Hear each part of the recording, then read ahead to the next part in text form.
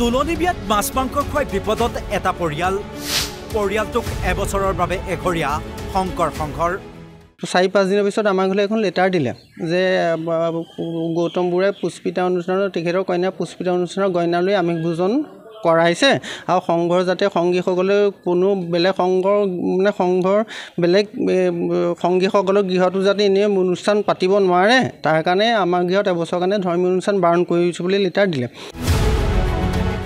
হয়, বিতৰ্কৰ যেন লগ নেৰা হৈছে শ্ৰীমন্ত শংকৰদেৱ সংঘক। এইবাৰ কন্যাৰ তুলনি বিয়াত মাছ মাংস খুৱাই বিপদত পৰিছে যোৰহাটৰ ৰাণু বৰুৱাৰ পৰিয়ালটো। অভিযোগ অনুসৰি ৰাণু বৰুৱাৰ মাজু পুত্ৰই সংঘৰ অনুমতি লৈ কন্যাৰ তুলনি বিয়াত আমিষ খাদ্য খুৱাইছিল, কিন্তু তাৰ পিছতো পৰিয়ালটোক এঘৰীয়া কৰাৰ অভিযোগ। আনকি শংকৰ সংঘৰ 94 সংখ্যক বাৰ্ষিক অধিৱেশনতো অংশগ্ৰহণ কৰিব নোৱাৰিলে পৰিয়ালটো। সংঘৰ বিৰুদ্ধে মানসিক হাৰাশাস্তিৰ অভিযোগ। সংঘৰ বিৰুদ্ধে আইনী ব্যৱস্থা লোৱাৰ কথা সদৰি কৰে ভুক্তভোগী পৰিয়ালটোৱে। এইটো আপোনাৰ 2024 জুলাই ঘটনা হয়। আমি 2024 জুলাইত আমাৰ ছোৱালীজনী পুষ্পিতা হয়। হোৱাৰ পিছতে আমি 2 বছৰ বাহিৰতে আছোঁ, ঘৰত নাই, গাঁও ঘৰ ৰংদৈত হয়। তাৰপৰা হোৱাৰ কাৰণে আমি গাঁও ঘৰলৈ লৈ যাওঁ ছোৱালীজনী, লৈ গৈ পেলাই আমি যিহেতু সংঘত সোমাইছিলোঁ 91-92 চনত, তাৰপিছত পৰা আমি শংকৰ সংগীয়ে হয়, হৈ গৈ পেলাই আমাৰ 4 দিনা গোটেই নিয়মখিনি সংঘৰ নিয়মমতে হৈ যায়, সম্পাদন হৈ যায় 4 নম্বৰ দিনাখন। তাৰপিছত গৈ 7-8 নম্বৰ দিনাখন গৈ পেলাই আমাৰ আঞ্চলিকৰ প্ৰেচিডেণ্টক সুধিলোগৈ যে হেৰি আজিকালি যুগৰ পৰিৱৰ্তন হৈছে, গতিকে 11 দিনীয়া গোটেই কৰ্মটো হৈ যোৱাৰ পিছত সংঘৰ নিয়মমতে আমি নেক্সট মাহত ঘৰতে এনে আমিষ ভোজন এটা কৰিব পাৰিম নেকি? তেখেতে ক'লে এইটোতো কৰিব নোৱাৰিবি তহঁতি, এইটো সংঘৰ আমিষ ভোজন অনুষ্ঠান কোনো অনুষ্ঠানতে পাতিব নিদিয়ে। মই আকৌ তেতিয়া সুধিলোঁ বোলো যদি ঘৰ নিদিয়ে বাহিৰত পৰা হ'ব নিবলৈ? বাহিৰত এইটো মই ক'বলগীয়া একো নাই, বাহিৰত কি খোৱা তহঁতৰ কথা।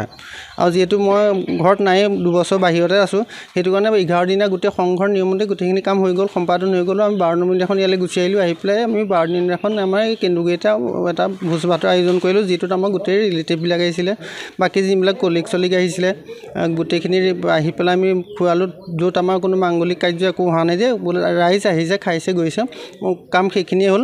আৰু সেই অনুষ্ঠানলৈ মাও অহা নাছিলে। আমাৰ মা মানে সংঘৰ একান্ত ভক্ত মানে হেৰি হয় আৰু গোটেই শনিবাৰে নামঘৰলৈ যায়। তাৰপিছতে মা নাহিলে, দাদাও নাহিলে। নহাৰ পিছতে বস্তুটো ভাবিছিলোঁ একদম চিম্পুল আৰু সুধিয়ে লৈছোঁ প্ৰেচিডেণ্টক আঞ্চলিকত, তেনেকৈ ভাবি থাকিলোঁ। কোনটো আঞ্চলিক? আমাৰ ৰংদৈ নৱপ্ৰাথমিক আঞ্চলিকৰ।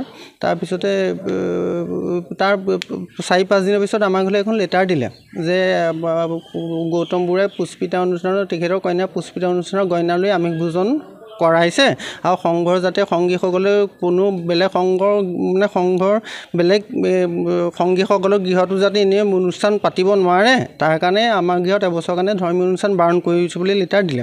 লেটাৰখন পাইতো আমি অকণমান চিন্তাত পৰিলোঁ। পোৱাৰ পিছত লগে লগে ঘৰৰ গোটেইখিনিৰ লগত আলোচনা কৰি পেলাই প্ৰাথমিকলৈ এখন লেটাৰ দিলোঁ আমাৰ ফালৰ পৰা, যে আমাৰ শংকৰ সংঘৰ অনুচ্ছেদৰ মানে সংবিধানৰ অনুচ্ছেদৰ কোনটো দফামতে আমাক এবছৰৰ কাৰণে এইটো কৰা হ'ল, আমাক তাৰ উত্তৰটো দিয়ক। আৰু 2 নম্বৰ কথা, লেটাৰখন দাদাই দিছিলে। 2 নম্বৰ কথা, দাদাই ক'লে যে আমাৰ মোৰ ভাতৃ শ্ৰীমান গৌতম বুঢ়া তেখেত সংঘৰ সংগীও নহয়, তাৰমানে মোৰ নাম এতিয়ালৈকে সংঘৰ ৰেজিষ্ট্ৰেশ্যন হোৱা নাই। গতিকে তেখেতে কৰ্মসূত্ৰে তেখেতৰ পৰিয়ালটো বাহিৰত থাকে, আৰু বাহিৰত তেখেতে কি খুৱাইছে কি নোখুৱাইছে আমি গম নাপাওঁ, আমি গত নহয়, যিহেতু মই আৰু মা তাত উপস্থিত নাছিলোঁ। গতিকে আপোনালোকৰ ফালৰ পৰা আমাক শুদ্ধ উত্তৰ এটা আমাক দিব লাগে এই সংক্ৰান্তত। তাৰ প্ৰাথমিকৰ পৰা একো ৰিপ্লাই নাই, মা গ'ল, বাগৰি গ'ল, নাই। তাৰপৰা আঞ্চলিকক দিলে একেখিনি কথাকে লিখি, আঞ্চলিকৰ পৰা একো ৰিপ্লাই নাই। তাৰপৰা ডিষ্ট্ৰিক্টলৈ এখন কাগজ দিয়া, ডিষ্ট্ৰিক্টৰ পৰা একো নহয়। ডিষ্ট্ৰিক্টৰ প্ৰেচিডেণ্টৰ ঘৰত গৈ পেলাই মই নিজে লগ কৰি কথা পাতিছোঁ গগৈ ডাঙৰীয়াৰ লগত। তেখেতে ক'ল যে সংঘ অধিৱেশন চলি আছে, এইবিলাক বিচাৰি আমি এতিয়া কৰিব নোৱাৰোঁ, আমাৰ অধিৱেশনৰ কাৰণ পুণ্যদমে লাগি আছোঁ, এইটো সাধাৰণ কথা, মই আঞ্চলিকলৈ ফোন কৰি দিম, বস্তু তাতে চল্ভ হৈ যাব। কিন্তু আঞ্চলিকৰ পৰা বহুত চল্ভ নহ'লে আজি কিছুদিন আগত আঞ্চলিকৰ পৰা পুনৰ আমালৈ এখন আকৌ মানে আঞ্চলিকৰ পৰা এখন পত্ৰ আহিলে যে এইটো গইনা লৈ পেলাই আমি একেখিনি কাম কৰাটো প্ৰাথমিকে যিটো সিদ্ধান্ত লৈছিলে আঞ্চলিকে সেইটো সিদ্ধান্তকে বাহাল ৰাখি পেলাই আঞ্চলিকে ক'লে যে গৌতম বুঢ়াই মানে ৰাণু বৰুৱাৰ গৃহত মাৰ নামত দিছে, ৰাণু বৰুৱাৰ গৃহত আপোনাৰ গৃহত মানে যুগশ্ৰেষ্ঠ এফাকি নাম পৰিৱেশন কৰিব লাগিব, যিটো যিষাৰ নামত গৌতম বুঢ়াৰ ফেমিলিটো উপস্থিত থাকিব লাগিব। কিন্তু আমাৰ কথা হ'ল কি, আমি কোনটো দৃষ্টিকোণৰ পৰা ভুল কৰিলোঁ। তাৰপিছত মোৰ মা মানসিকভাৱে ভাগি পৰিলে যিগৰাকী মানুহে আগতে শনিবাৰে নামঘৰ যায় গোটেই ভাদ মাহটো তাৰপিছতে নামঘৰ এদিন যাব নোৱাৰিলে মানুহজনে লাজ পালে ৰিটায়াৰ্ড মানে শিক্ষয়িত্ৰী আছিলে প্ৰাথমিক স্কুলৰ বাৰু হ'লেও ধৰক ৰিটায়াৰ্ড শিক্ষয়িত্ৰী আছিলে আৰু বহুতখিনি সমাজৰ লগত ইটো সিটো জড়িত ধৰক কিবাকিবি কৰি ভাল পায় তাৰপৰা এই ক'ভিড সময়তো মই যদি কৈছোঁ যে 50,000 টকা EDC গৈ নিজৰ পেঞ্চনৰ পইচা দিছেগৈ সেই মানুহগৰাকী যেতিয়া এনেকুৱা এটা সিদ্ধান্তৰ সন্মুখীন হ'ল মানুহগৰাকী মানসিকভাৱে ভাগি পৰিলে ভাগি পোৱাৰ পিছত মানুহগৰাকী মেণ্টেলি ফিজিকেলি বহুত ডিপ্ৰেশ্যনত গ'ল যোৱাৰ পিছত টোপনি নধৰা হ'ল খাবলৈ মন নকৰা হ'ল তাৰপিছতে মই প্ৰথম যোৱাটো ডক্টৰ দেখুৱাই ভাল নাপালে ডক্টৰ জিউম্বনক দেখুৱাইছিলোঁ ভাল নাপালে তাৰপৰা ডিব্ৰুগড় ডক্টৰ লৈ গ'লোঁ ডিব্ৰুগড় ডক্টৰ নি পেলাই 4-5 মাহ মই অপডাউন নি আছোঁ এতিয়াও ট্ৰিটমেণ্টৰ আকৌ নেক্সট চেকআপত যাবই লাগে এতিয়া ট্ৰিটমেণ্টটো চলিয়ে আছে মাৰ মানে মেণ্টেলি মানুহজনীক বহুত হাৰেচমেণ্ট কৰা আননেচেচেৰী মোৰ দৃষ্টিকোণৰ পৰা যিটো মানে আননেচেচেৰী যিটোৰ লগত মানুহগৰাকী জড়িত নাছিলে পোৱাৰ পিছৰ পৰা মানে কি হ'ল যাব নোৱাৰোঁ না কোনো এটা আগতে ধৰক ইঘৰলৈকে যায় সংগী ঘৰলৈ যায় মানে সংগীবিলাকৰ ওচৰতে তেখেতে লাজ পোৱাটোৱে হ'ল